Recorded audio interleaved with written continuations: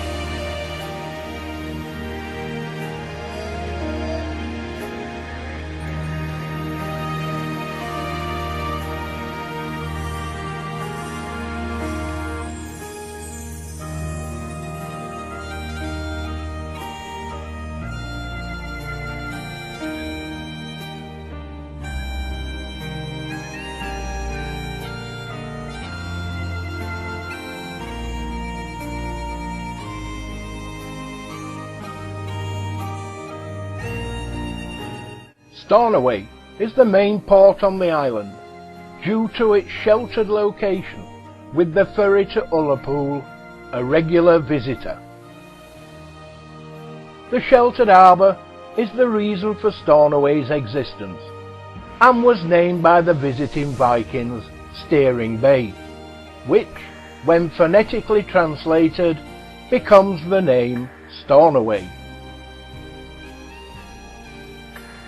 So, as we take our coach, we're looking forward to visiting some of the island's main attractions.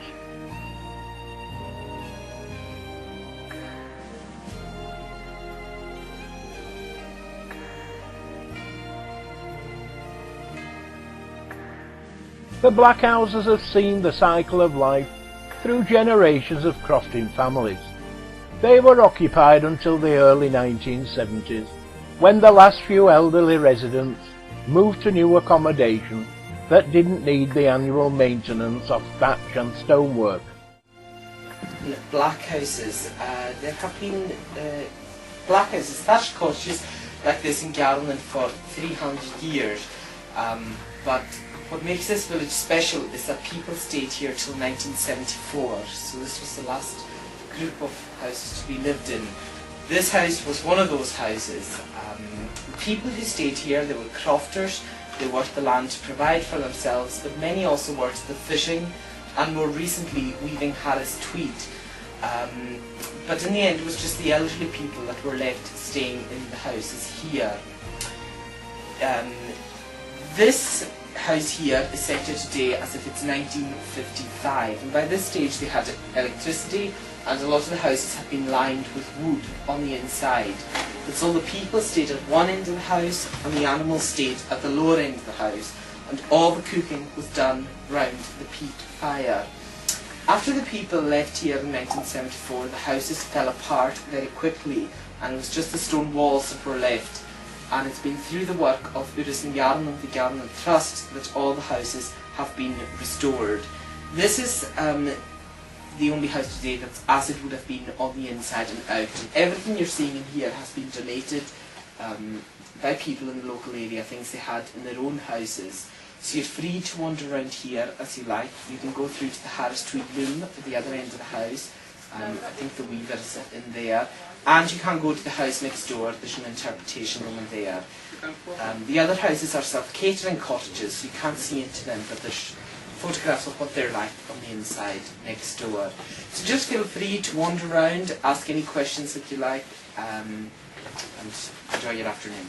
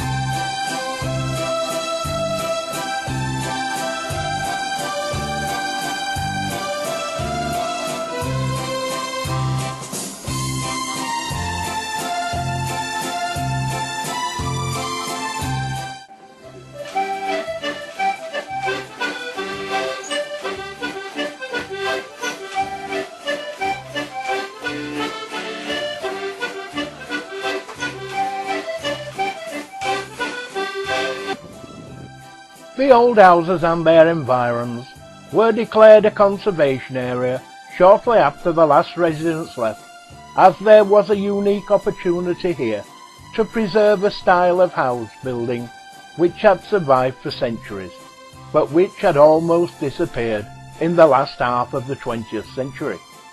The black house, the double dry stone walls, the low profile of the insulating thatch made the houses suitable for the Hebridean weather, and they were indeed eco-friendly houses, in that all the building materials were naturally found locally.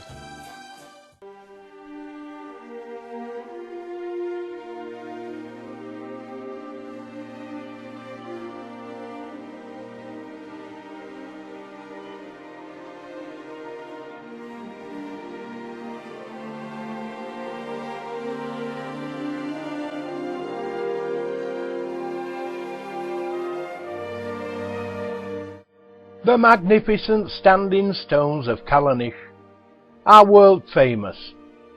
No matter what the weather is like, and however many visitors are present, these ancient stones have an enigmatic, magical quality that never fails to move. Whatever inspired their construction, all agree that the experience of visiting the standing stones of Callanish is not to be missed. Located in the west coast of Lewis, the 5,000-year-old Callanish stones are famous all over the world.